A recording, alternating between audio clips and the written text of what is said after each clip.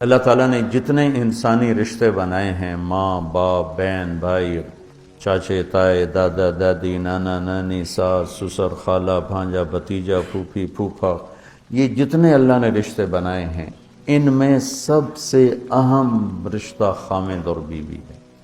سب سے اہم رشتہ خامند اور بیوی، سب سے قریب ترین رشتہ خامند اور بیوی۔ لباس سے زیادہ کوئی چیز میرے قریب ہے؟ آپ کے قریب لباس سے زیادہ کوئی چیز قریب ہے؟ بولو۔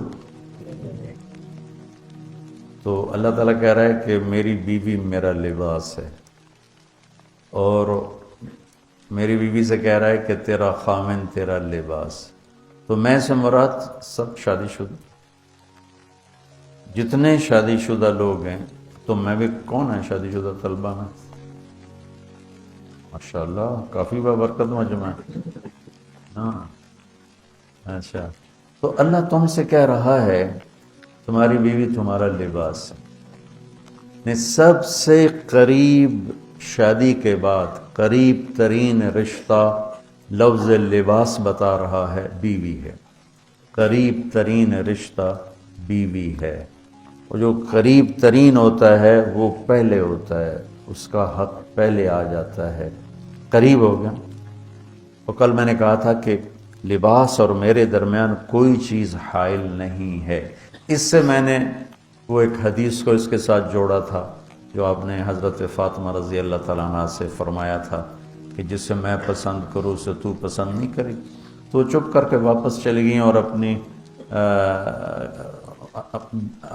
اور بیگمات رسول سے فرمایا کہ بھائی آپ جانو اور آپ کا مسئلہ، میں اب اس میں نہیں پڑتی۔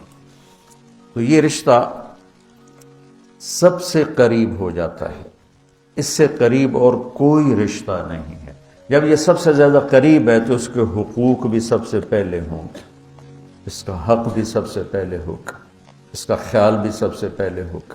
ہمارا جوائنٹ فیملی سسٹم ہے، میں کوئی بچیوں کو ساس سسر کے خلاف نہیں بھڑکا رہا، جو سسرال میں زیادتی ہو رہی ہے میں اس کے ازالہ کی کوشش کر رہا ہوں۔ آنے والی بچی اپنے ماں باپ کو چھوڑ کر آئی ہے، اب وہ اپنے خامند کے ماں باپ کو اپنا ماں باپ بنا لے تو اس کی سعادت ہے، اور بچے کے ماں باپ نے اپنی بیٹیوں کو آگے روانہ کر دیا ہے، وہ اس آنے والی بہو کو اپنی بیٹی بنا لیں تو کتنا خوبصورت ہو جائے گا یہ نظام۔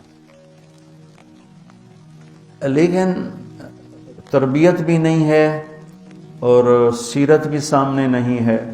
مجھے حدیث یاد آ گئی، میرے نبی نے فرمایا یہ جو میرے انصار مدینہ ہیں، سنو بڑی عجیب حدیث ہے، یہ جو میرے انصار مدینہ ہیں یہ اتنے اچھے ہیں، ان کے گھر کسی کی بیٹی جب شادی ہو کے آتی ہے تو اسے یہ احساس ہی نہیں ہوتا میں سسرال میں ہوں یا ماں باپ کے پاس ہوں۔ یہ میں چاہتا ہوں، یہ میری تشریح میں کوئی کمی زیادتی ہو جاتی ہوگی، کوئی سائڈ زیادہ بیان ہو جاتی ہے، کوئی کم ہو جاتی ہے، لیکن میں یہ چاہتا ہوں۔